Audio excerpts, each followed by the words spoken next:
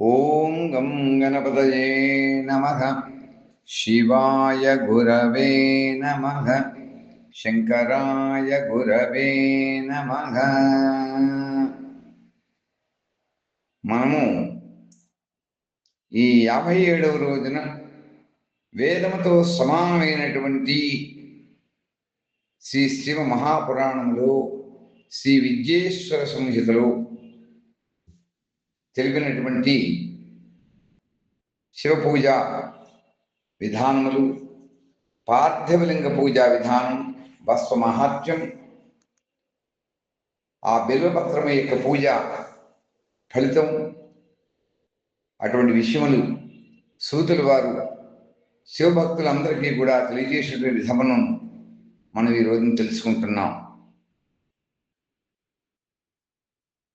మరలా అడుగుతున్నారు ఋషులందరూ కూడా సూత మహాముని, ఓ మునీంద్ర, భగవంతుడైనటువంటి పరమశివుని యొక్క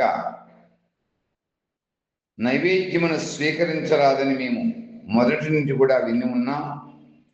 ఈ విషయంలో శాస్త్రం ఏ విధంగా నిర్ణయించిందో ఆ విషయమును తెలియజేయవలసింది అని భక్తి శ్రద్ధలతో అడిగారు.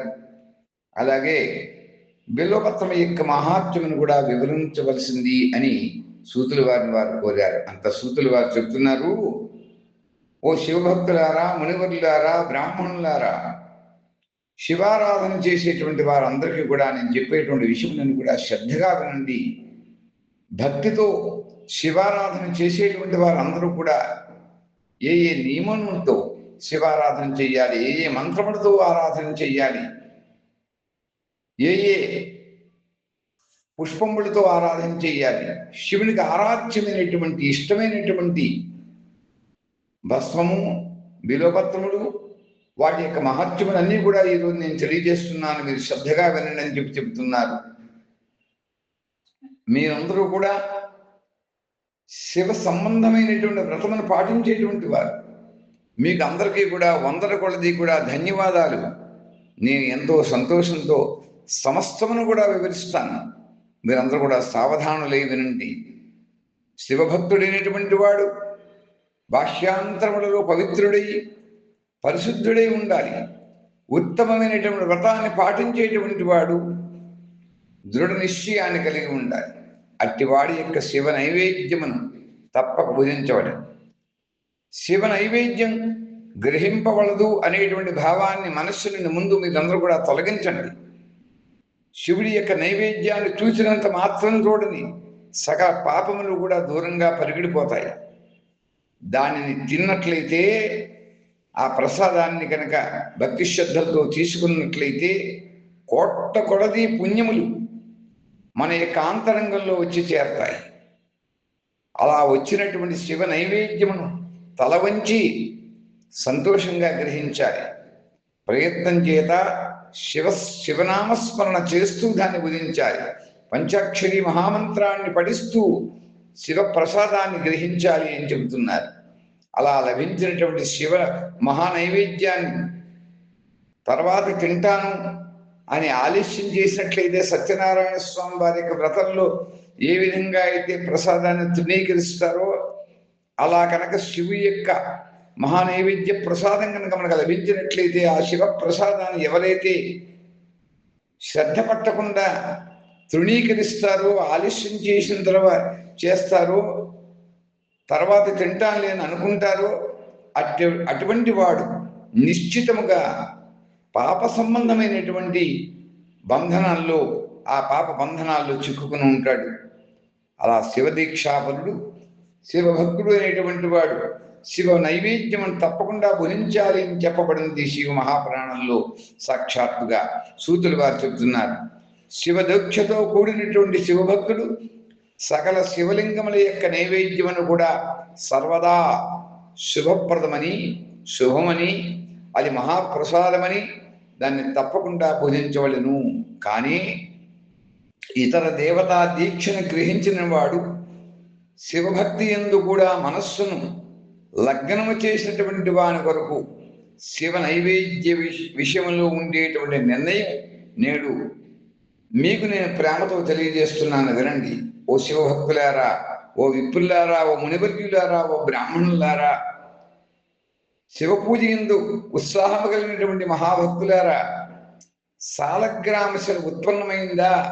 అటువంటి చోట పుట్టినటువంటి శివలింగమనందు రసలింగము, పాదరసలింగమనందు పాషాణలింగం, రజతలింగమనందు సువర్ణముల చేత నిర్మించబడిన లింగముల యందు దేవత యొక్క సిద్ధుల ద్వారా ప్రతిష్ఠించబడినటువంటి లింగమనందు కేశల నిర్మిత లింగమనందు స్ఫటికలింగమనందు అలాగే రత్నముల చేతి చేసినటువంటి శివలింగముల యందు సకల జ్యోతిర్లింగముల యందు కూడా సర్వదా విరాజమానుడైనటువంటి భగవంతులకు శివుని మహాప్రసాదమైనటువంటి ఆ నైవేద్యం భుజించడం చేత, ఆ ప్రసాదాన్ని తీసుకోవడం చేత చాంద్రాయణ వ్రతంతో సమానంగా పుణ్యప్రదం అవుతుందని, బ్రహ్మహత్య చేసినటువంటి వాడు కూడా ఈ శివ ప్రసాదం తీసుకోవడం చేత పవిత్రుడై ఆ శివ నిర్మాల్యమును భుజించి దానిని తల మీద ధరించుకున్నాడా, అతని యొక్క పాపములన్నీ కూడా శీఘ్రంగా వెంటనే నశిస్తాయి.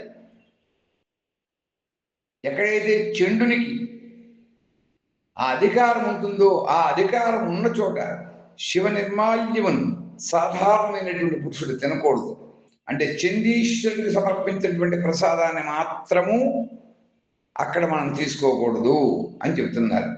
ఆ చండీశ్వరునికి అధికారం లేని చోట అతడి శివుని యొక్క నిర్మాల్యాన్ని భక్తిపూర్వకంగా అందరూ కూడా భుజించవచ్చు.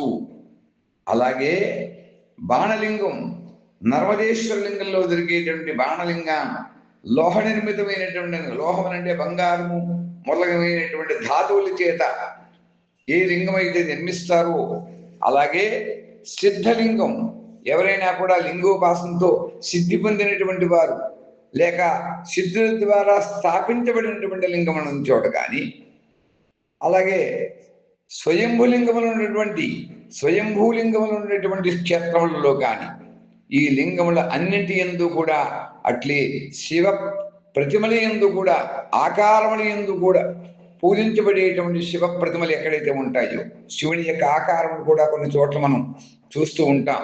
అటువంటి ఆకారముల చేత పూజించబడేటువంటి శివ ప్రతిమారాధనలు చేసి పూజించబడేటువంటి చోట్ల కూడా చండీశ్వరుడికి అధికారం ఉండదు. శివలింగమును విధిపూర్వకంగా ఎవరైతే స్నానం చేయించి ఆ స్నాన జలమును, ఆ అభిషేక జలమును 3 సార్లు ఆచమనం చేస్తారో, అలా చేసినటువంటి వాడు కాయిక అంటే శరీరంతో, వాచిక మాట చేత, మానసికము అనే కాయిక, వాచిక, మానసికము ఈ 3 విధములుగా చేసినటువంటి పాపములన్నీ కూడా వాడికి శీఘ్రంగా తొలగించుకున్నవాడు అవుతాడు. అలాగే అగ్రాహ్యమైనటువంటి శివ నైవేద్యం, పత్రం, పుష్పం, ఫలం, జలం అవన్నీ కూడా సాలగ్రామం యొక్క శిలాస్పర్శ చేత పవిత్రములవుతాయి. మనం ఏవైతే శివునికి అర్పిస్తామో ఆ నైవేద్యం కావచ్చు, బిల్వపత్రం కావచ్చు, పుష్పం కావచ్చు, ఒక ఫలం కావచ్చు, ఒక జలం కావచ్చు, అవన్నీ కూడా ఈ సాలగ్రామమునకు శిలాస్పర్శ తగులుతుంది. కాబట్టి అభిషేక మంత్రముల చేత, ఆ రుద్ర మంత్రముల చేత, ఆ తగినటువంటి వెంటనే ఆ స్పర్శ చేత ఆ వస్తువులన్నీ కూడా ఆ శివుని యొక్క ఆరాధన వలన శివార్పిత ద్రవ్యం అవుతుంది. కాబట్టి ఆ వెంటనే అవన్నీ కూడా పవిత్రములవుతాయి అని చెప్పారు. గ్రహణ యోగ్యములైనటువంటి మునివరులారా, శివలింగం మీద ఉంచబడినటువంటి ద్రవ్యములను ఎన్నడూ కూడా అది తీసుకొనరాదు. అది దొంగతనం చేసిన దాంతో సమానం అవుతుంది. అలాగే లింగ స్పర్శ లేనటువంటి వస్తువును వేరుగా ఉంచి అప్పుడు మాత్రమే అది శివునికి నివేదించడం ఉత్తమమైనటువంటి పద్ధతి. ఒక్కసారి లింగమునికి స్పర్శ తగిలిందా ఒక వస్తువు, అది శివార్పిత ద్రవ్యం అవుతుంది. దానిని తిరిగి మనం నైవేద్యంగా అర్పించకూడదు అని ఈ శివ మహాపురాణంలో స్పష్టంగా చెబుతున్నారు సూతులు వారు. అంచేత మనం నైవేద్యం ఏదైతే సమర్పించాలి అని అనుకుంటున్నామో ఆ నైవేద్యం సమర్పించబడిన వస్తువును విడిగా ఉంచుకుని దానిని మాత్రమే మనం శివుడికి నైవేద్యం చేయాలి. అదే మాత్రమే మనకు ప్రసాదం కింద, శివ ప్రసాదం కింద, శివ నైవేద్య ప్రసాదం కింద మనం భావించాలి. అటువంటి దానిని ఎప్పుడు కూడా లింగం మీద ఉంచరాదు. ఉంచినట్లయితే అది నైవేద్యమునకు కూడదు. అందుచేత మిగిలి పవిత్రమైనటువంటిగా భావించాలి. శివలింగం మీద ఉంచినటువంటి దాన్ని పవిత్రంగా భావించాలి. అలాగే శివునికి నైవేద్యముగా సమర్పించినటువంటి పత్ర పుష్ప ఫలంబులు ఏవైతే ఉన్నాయో, జలం కూడా అవన్నీ కూడా చాలా పవిత్రమైనటువంటి భావన మన ఎందుకు దాని ఉండాలి. అది పవిత్రమైనదిగా మనం కూడా భావించాలి.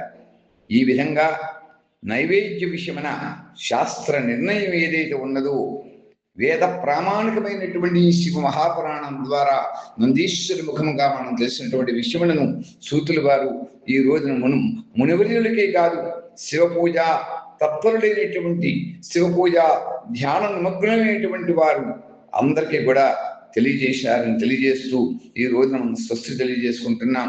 ఓం స్వస్తి ప్రజాభ్య పరిపాలయంతాం న్యాయేన మార్గేణ మహిం మహీషాః గోబ్రాహ్మణేభ్యః శుభమస్తు నిత్యం. లోకాః సమస్తాః సుఖినో భవంతు. ఓం స్వస్తి, ఓం స్వస్తి, ఓం స్వస్తి.